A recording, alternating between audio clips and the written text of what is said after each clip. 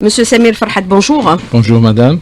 Alors, disponibilité des médicaments essentiels, vous avez pris toutes vos dispositions aujourd'hui pour assurer à l'avenir la disponibilité de tous les médicaments, mettre fin aux ruptures récurrentes que nous connaissons régulièrement. Monsieur Samir Farhat. Pour moi madame, le dossier des ruptures est déjà clos. Donc nous avons engagé toutes les procédures, nous avons entamé tous les appels à concurrence, notamment les appels d'offres, les consultations et les achats directs pour approvisionner les stocks de la PCH et les stocks des hôpitaux de manière contigue.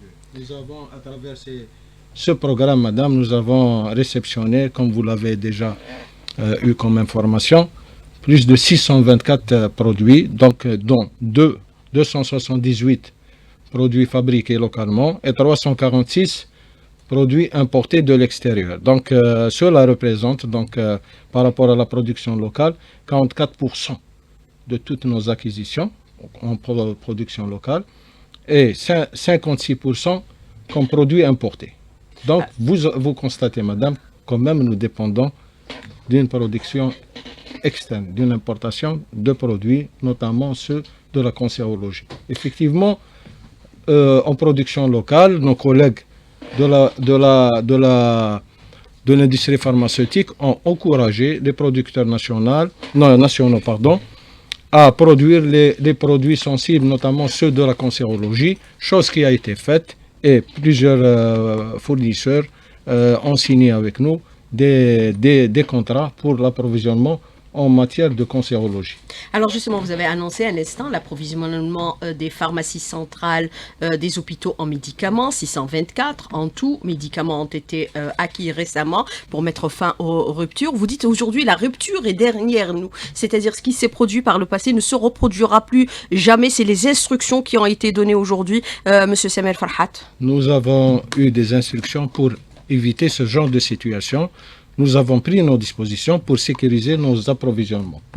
Nous avons engagé, madame, sur instruction de monsieur le ministre de la Santé, le bon de commande électronique qui va nous permettre de maîtriser les besoins des hôpitaux, chose qui n'était pas possible auparavant. À travers la maîtrise des besoins des hôpitaux, nous allons prévoir notre programme d'achat sur la base de données réelles. Donc nous avons également, madame, anticipé sur les achats. Nous avons engagé par anticipation les procédures d'achat des produits pharmaceutiques. Je parle, madame, notamment des médicaments. Nous avons, à côté des médicaments, nous avons les dispositifs médicaux et les produits radiopharmaceutiques.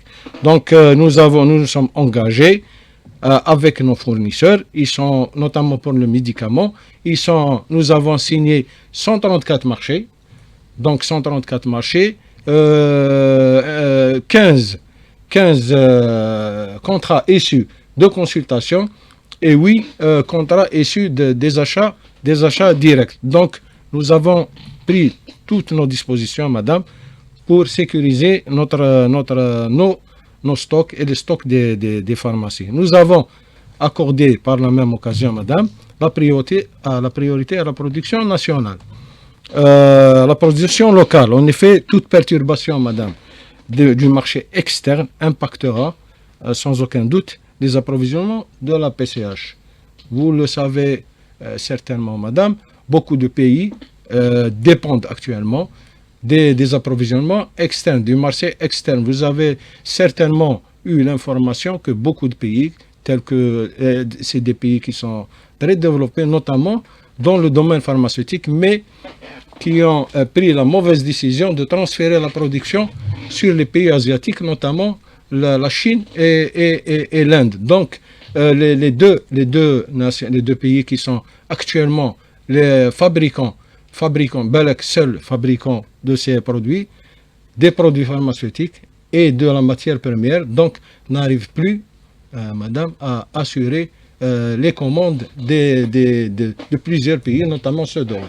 Alors vous dites, nous avons changé aujourd'hui et revu dans leur globalité les procédures. Qu'est-ce que vous entendez par les procédures exactement aujourd'hui, Monsieur Farhat? Est-ce que cela veut dire que vous avez allégé les procédures, vous avez numérisé les procédures, ou vous avez une meilleure visibilité sur les approvisionnements et les quantités qu'on doit acquérir par anticipation pour éviter bien sûr les situations de rupture? Nous avons, madame, actuellement, à travers le bon de commande électronique initié par monsieur le ministre de la Santé, une meilleure visibilité sur les stocks des hôpitaux et sur les besoins réels des hôpitaux. Vous savez à la seconde près tout ce qui manque au niveau des hôpitaux? Tout ce qui manque aux hôpitaux. Actuellement, à travers la numérisation, nous avons la possibilité d'avoir l'œil sur les stocks réels des hôpitaux. Nous avons l'œil sur les stocks des services. Nous avons l'occasion et nous pouvons même aller sur le produit, sur la consommation du produit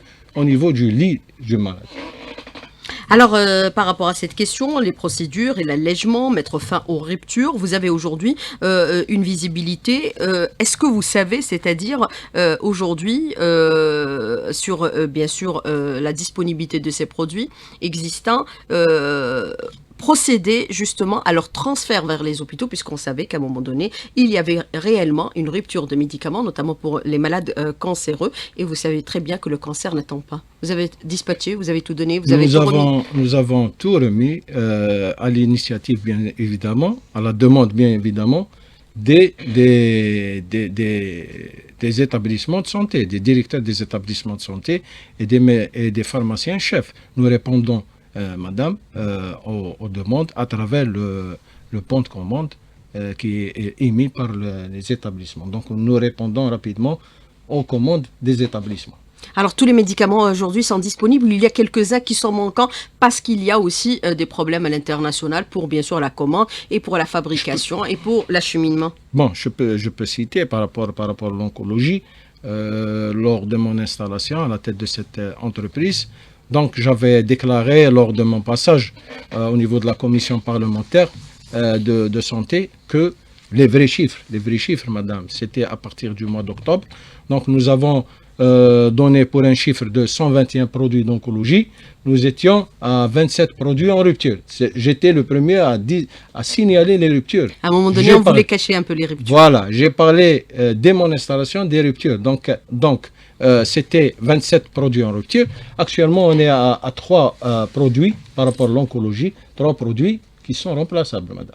Donc, en matière de thérapie, donc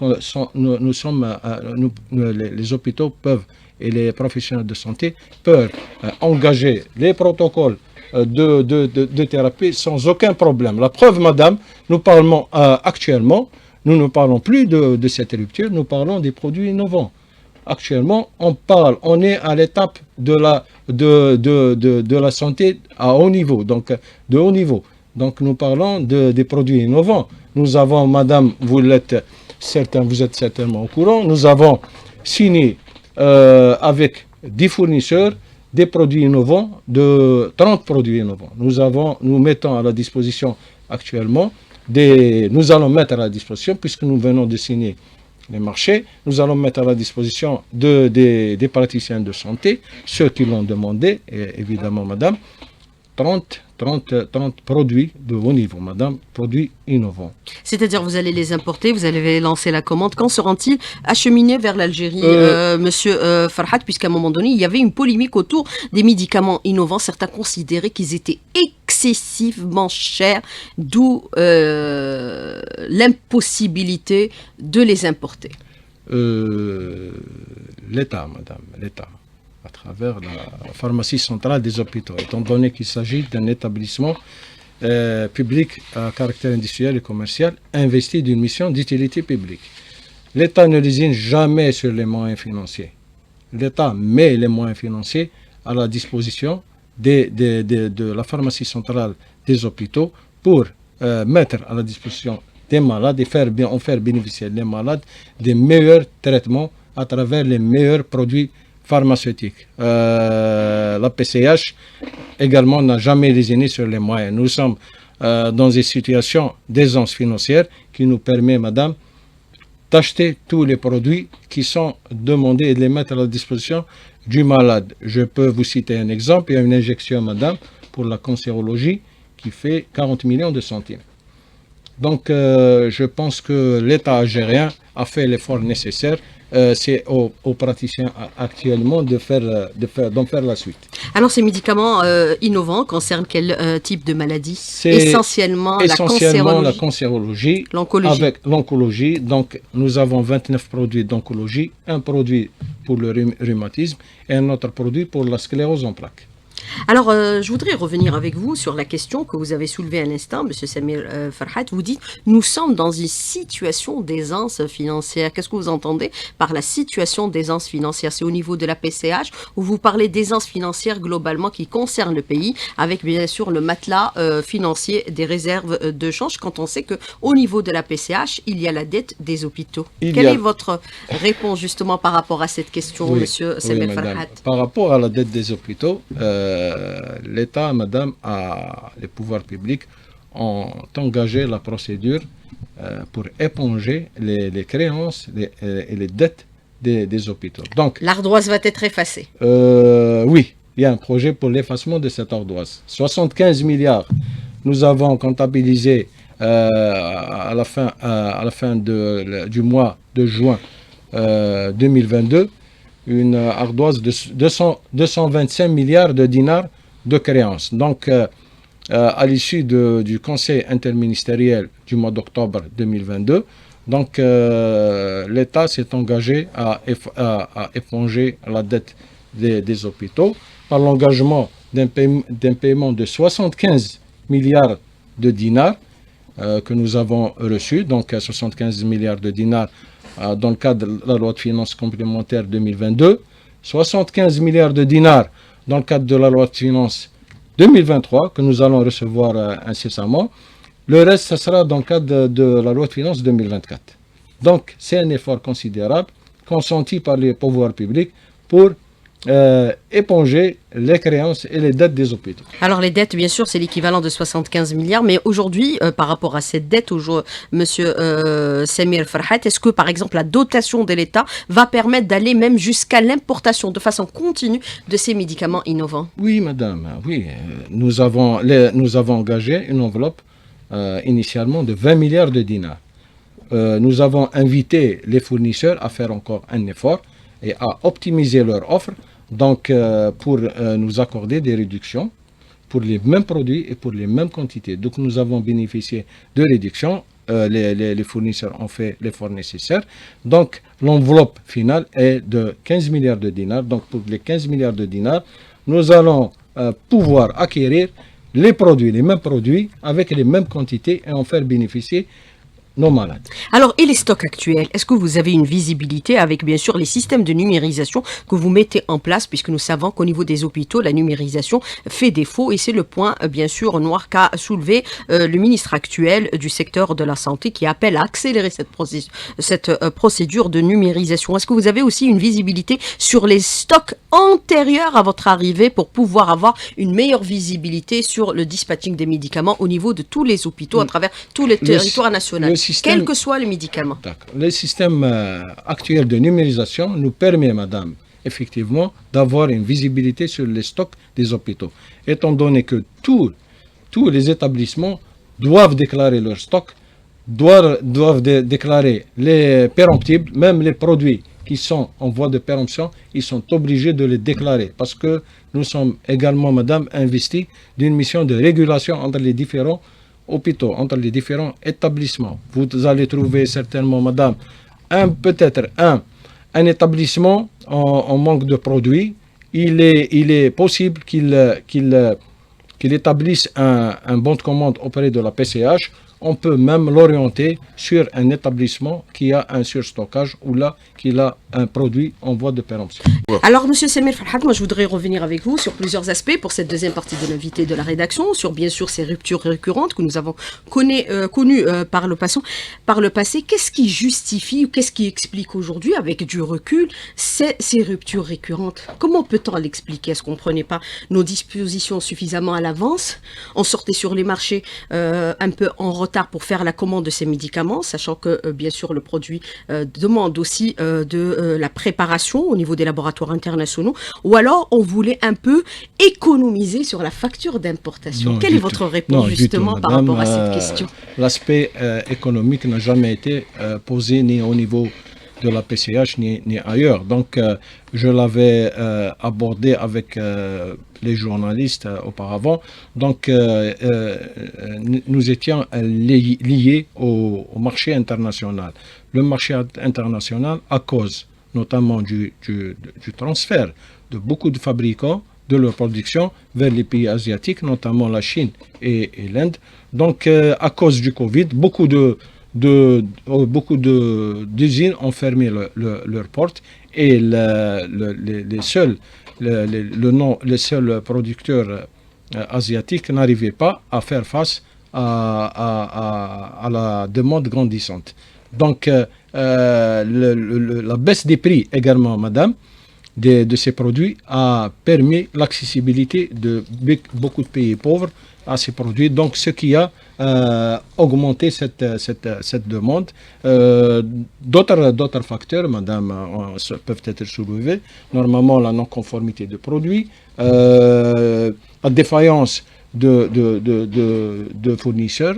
Donc, nous appliquons pour ces fournisseurs les pénalités de retard, bien évidemment, et d'autres facteurs qui ont favorisé cette perturbation donc, de ces produits.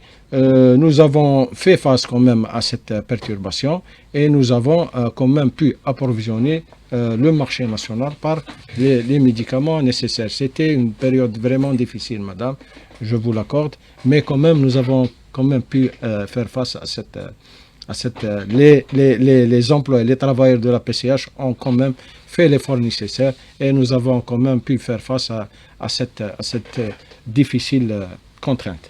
Alors, vous avez fait face à cette difficile contrainte, mais comment faire en sorte aujourd'hui, est-ce que ces ruptures ne se reproduisent plus? Quel mécanisme avez-vous mis en place aujourd'hui? Mécanisme que nous avons... Parce que nous savons que certaines maladies n'attendent pas, et parfois les malades, malheureusement, sont les victimes de cette situation, même si elles sont administratives et bureaucratiques. Nous comptons, madame, nous l'avons fait et nous comptons le faire, madame. Nous allons prioriser les fournisseurs locaux. C'est à travers les fournisseurs locaux et à travers l'encouragement de la production nationale que nous pouvons garantir une sécurité des approvisionnements de la pharmacie centrale des hôpitaux pour l'ensemble des produits. Ce n'est qu'à travers cet encouragement qu'on peut le faire, qu'on peut le garantir. On doit également, madame, renforcer et encourager pas uniquement la production des médicaments, mais la production, madame, de la matière première. Parce que l'ensemble, même nos producteurs locaux, dépendent d'un approvisionnement externe de la matière première. Il est peut-être temps, madame, de faire l'effort nécessaire pour encourager la production de la matière première.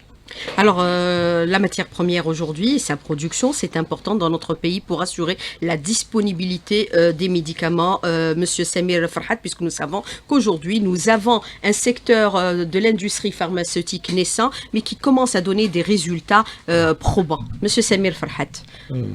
Effectivement, la production de la matière première, des produits pharmaceutiques, parce que pour la matière première, nous n'avons pas encore des producteurs nationaux qui peuvent nous garantir cet approvisionnement pour les producteurs nationaux. Il ne s'agit pas uniquement de la matière première, il s'agit également de tout ce qui suit, donc notamment ce qui concerne les bouteilles, les couvercles, donc tous les accessoires dont dépend la production pharmaceutique.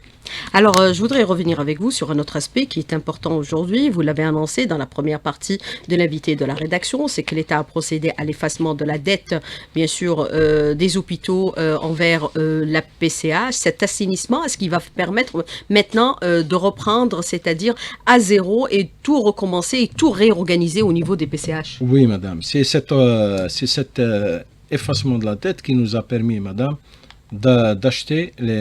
d'engager la procédure d'achat plutôt des produits innovants. vous l'avez remarqué, c'est une enveloppe très importante, 15 milliards de dinars, qui a été allouée pour ces produits.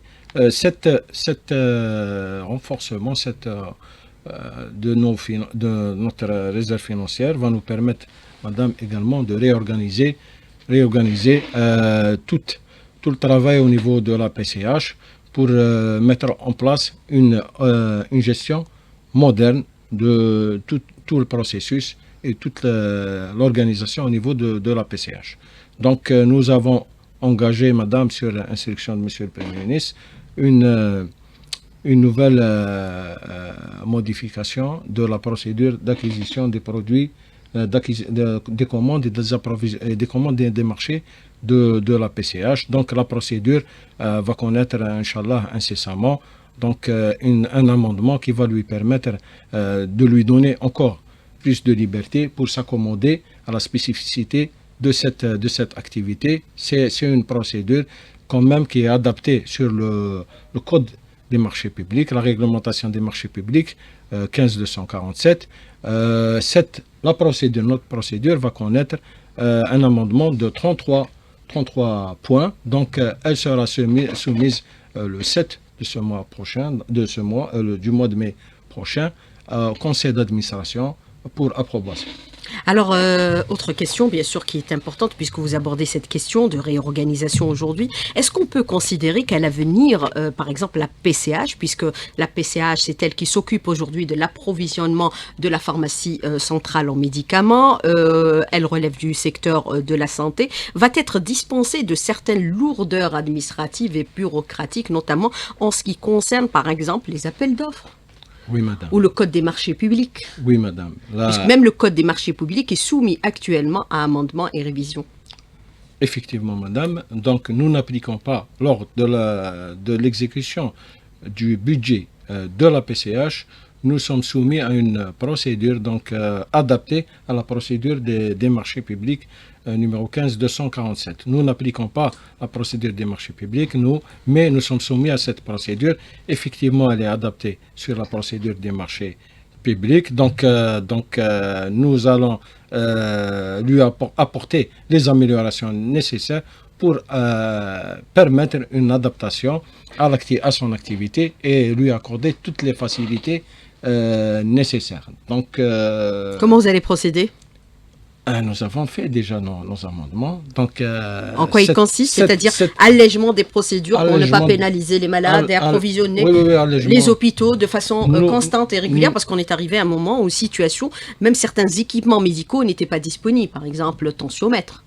Bon, pour les équipements, oui, vous avez raison. Donc pour les équipements, bon, nous parlons du petit équipement, parce que le petit équipement, il y a le grand équipement également. Notre procédure, madame, va nous permettre d'aller directement, je vous parle du médicament, d'aller directement vers un fournisseur lorsqu'il est seul enregistré.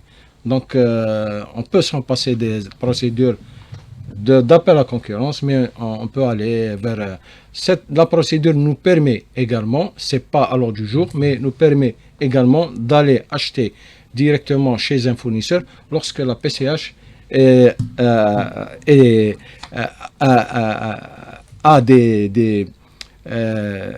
est associée dans elle est actionnaire dans cette société. Donc, si on s'engage dans un investissement et on est actionnaire, on peut aller acheter directement, sans passer par aucune procédure, et acheter directement chez ce fournisseur. Quand il y a situation de crise, situation de pénurie, ou même situation d'aisance? Même situation d'aisance. Même si on est en situation d'aisance, lorsqu'on est actionnaire dans une société, et la PCH peut le faire, étant donné qu'elle est EPIC, donc à caractère industriel et commercial, on peut acquérir des actions et on peut aller même acheter chez ce fournisseur, donc aller directement acquérir nos produits. Alors, comment assurer aujourd'hui une totale transparence par rapport à la gestion des stocks au niveau des hôpitaux, puisqu'on a vu, on l'a constaté également par le passé, qu'il y avait certaines fois des médicaments qui étaient en stock et qui sont arrivés même à des situations de péremption sans qu'ils aient été consommés. Comment peut-on l'expliquer? C'est à travers le bon de commande électronique qu'on peut le faire. C'est à travers le bon de commande électronique qu'on a une vision claire, une transparence sur la disponibilité de ces produits. Est-ce que vous avez rencontré une situation similaire où des stocks de médicaments étaient périmés au niveau de la pharmacie centrale et qui malheureusement n'ont pas été consommés? Nous recevons, madame, quotidiennement des prescriptions de médecins pour des médicaments qui sont déjà disponibles au niveau des hôpitaux. Je ne sais pas, peut-être les prescripteurs n'ont pas l'information, mais souvent nous recevons ces prescriptions avec des médicaments. Donc nous sommes souvent étonnés par rapport à cette prescription. Donc vous êtes saisi directement par des malades qui vous disent on n'a pas trouvé tel ou tel médicament. Tel médicament. La dernière fois, c'était un hôpital de l'Algérois. Donc j'ai reçu une prescription d'un médicament. Donc, qui était en définitive disponible. J'ai demandé les pharmaciens de mon établissement. Donc il était disponible. Il était même le pharmacien chef de l'établissement concerné venait d'acquérir une bonne quantité de ce produit. Donc je l'ai appelé au téléphone. Effectivement, il m'a confirmé cette information. Il m'a confirmé que le produit était disponible au niveau de la pharmacie de l'hôpital et au niveau du service concerné. Donc, souvent, on se demande... Donc, il y a des réglages à apporter pour assurer, bien sûr, cette fluidité et disponibilité des médicaments, même pour les prescripteurs, pour qu'ils n'aient plus à vous saisir directement. Oui, même pour les prescripteurs. Et je pense qu'une note a été déjà signée et transmise à l'ensemble des établissements pour ne pas permettre dans l'avenir de tels comportements. Alors, face à ce type de comportement, comment vous agissez, comment vous réagissez? Vous procédez, par exemple, à une évaluation des stocks au niveau de la pharmacie centrale, ou vous procédez aussi à la sanction des responsables au niveau de cette pharmacie centrale? Parce qu'à un moment donné, il faut sévir.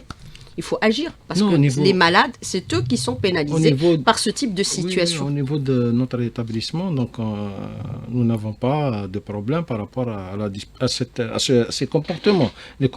Ces comportements donc, sont antérieurs et on n'est pas habilité à sanctionner des employés qui sont placés dans d'autres établissements. Donc nous pouvons signaler ce type de comportement.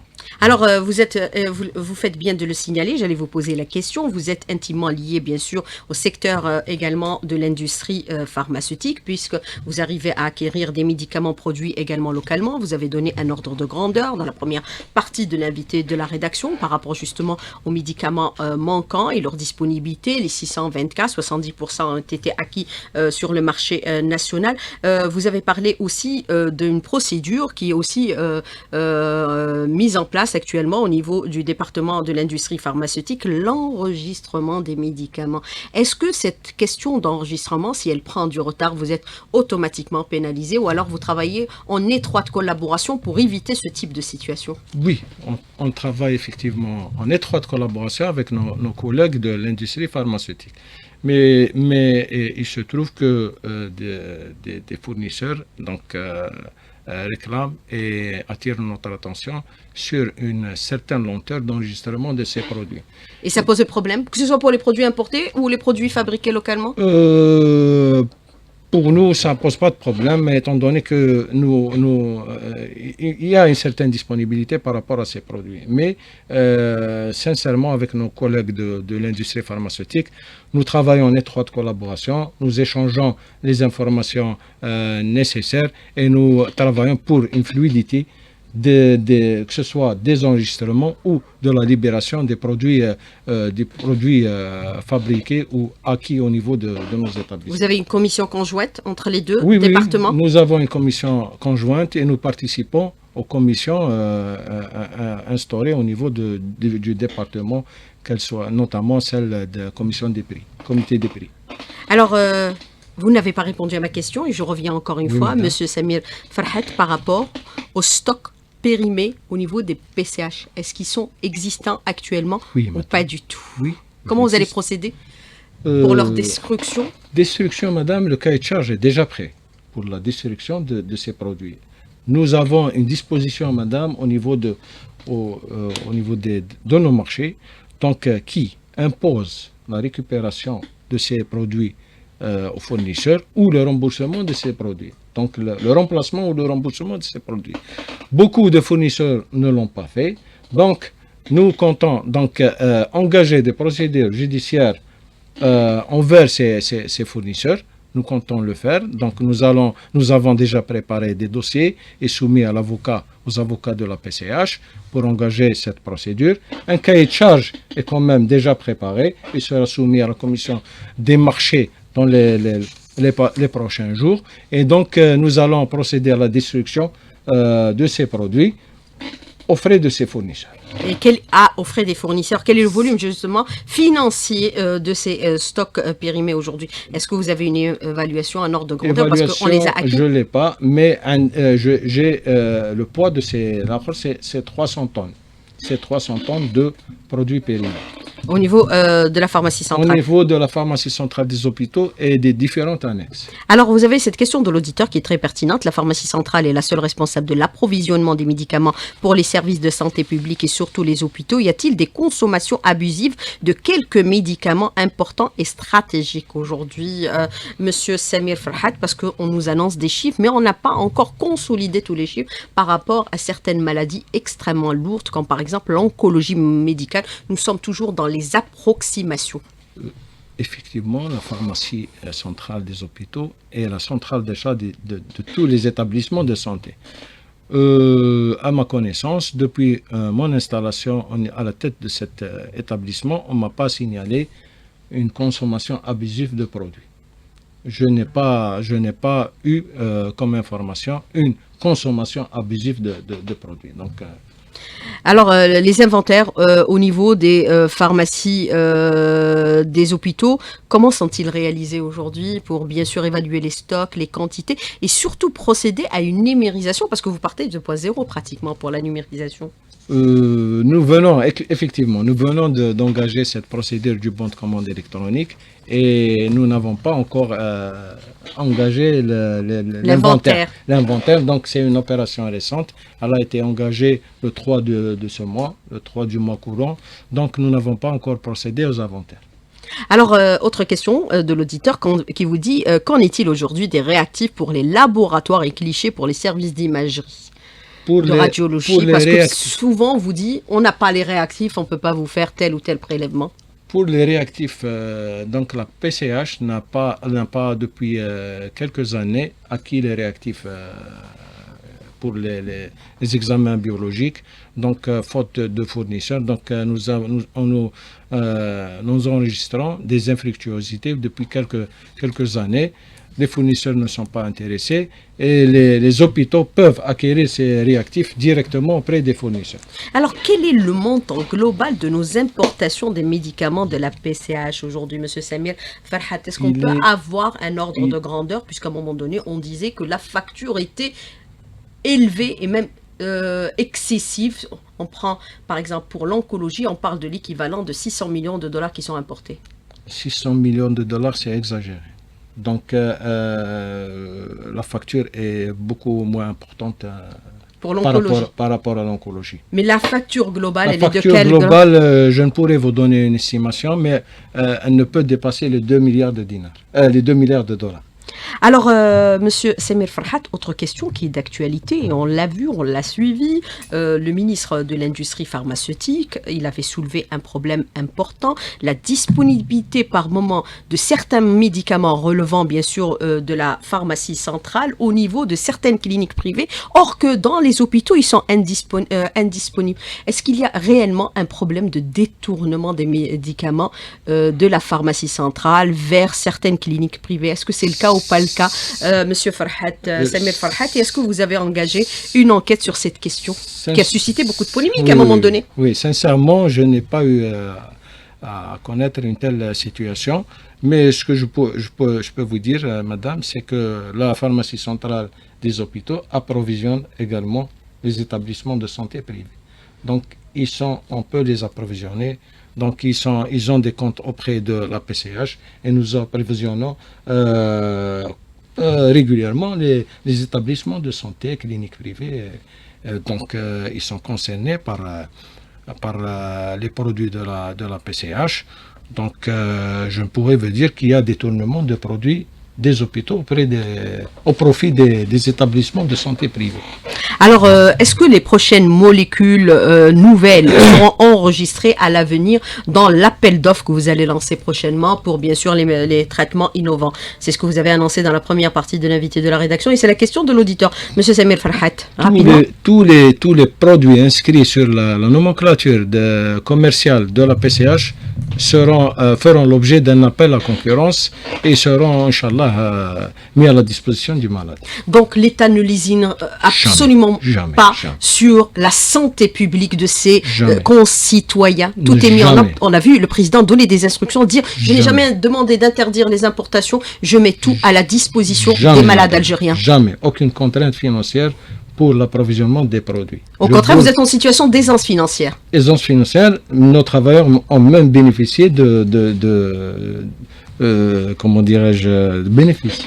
Ils ont bénéficié de bénéfices. Nous avons partagé une partie du bénéfice pour l'ensemble des travailleurs de la PCH. Alors, dans le cadre de la numérisation, est-ce qu'il y a du nouveau pour la soumission électronique des appels d'offres de la PCH? Pas encore. Également. Pas encore, madame. Vous allez vous adapter? La numérisation nous est à l'air du temps aujourd'hui. Oui, c'est le meilleur moyen aujourd'hui d'assurer cette visibilité, cette transparence sur les stocks et les quantités. Nous attendons bien évidemment l'autorisation du ministère des Finances. Donc, nous allons suivre cette numérisation des appels d'offres, de la réglementation des marchés publics et nous allons suivre bien évidemment.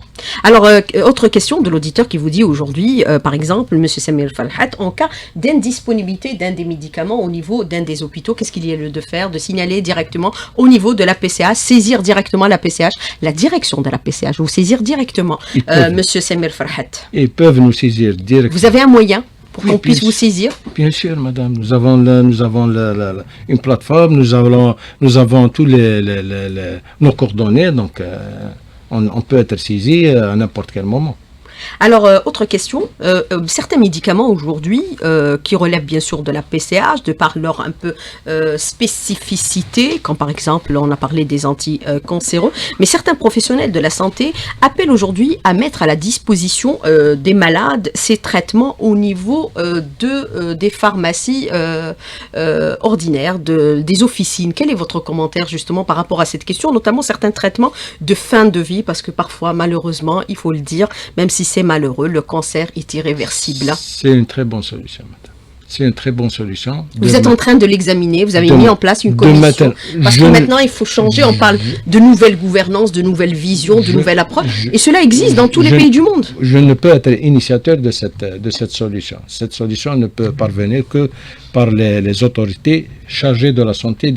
Mais les professionnels de la santé revendiquent aujourd'hui la mise en vente de ces médicaments au niveau de l'officine.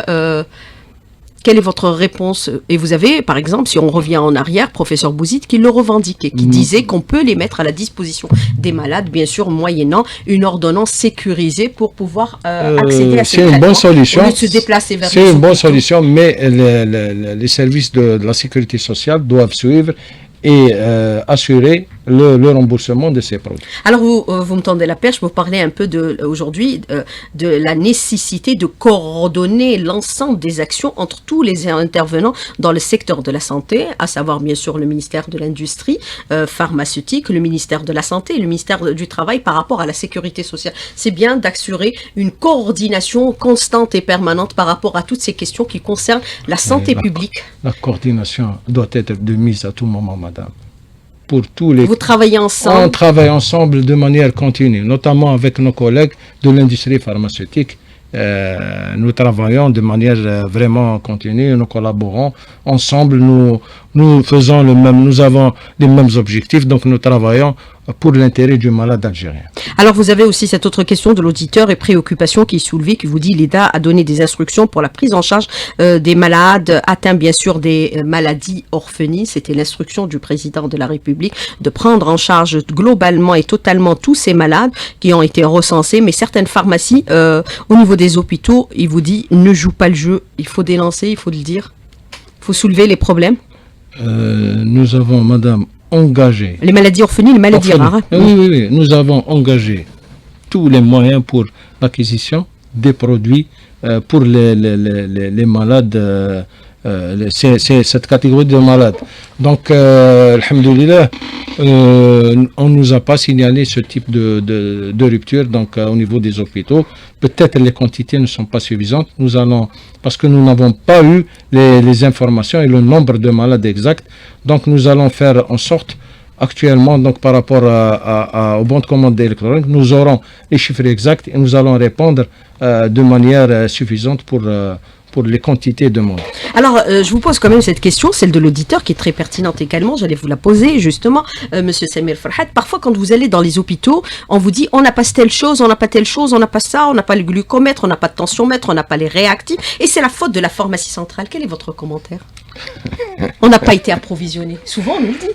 Dans les hôpitaux, à telle enseigne que vous avez des malades qui recourent au privé et payent leurs prestations au niveau de certains laboratoires privés. Je réponds, madame, de manière suffisante à tous les bons de commande qui sont soumis par les établissements. Donc ils sont approvisionnés de façon régulière. Ils sont approvisionnés de façon régulière. Donc c'est faux de nous dire on n'a pas les médicaments, on n'a pas les réactifs, on n'a pas les tensiomètres, on n'a pas les glucomètres. Pour les réactifs, je vous l'ai dit, donc il y a eu des infructuosités pendant des années, donc nous n'avons pas pu alimenter mais ils ont l'occasion, ils ont la possibilité de s'approvisionner auprès de fournisseurs privés. Et c'est tout ce que nous pouvons souhaiter pour notre pays. Monsieur Samir Farhat, merci d'avoir répondu à nos questions et d'avoir été en direct avec nous ce matin dans le studio. Merci beaucoup. Bonne journée, à bientôt. C'est moi, madame. Merci.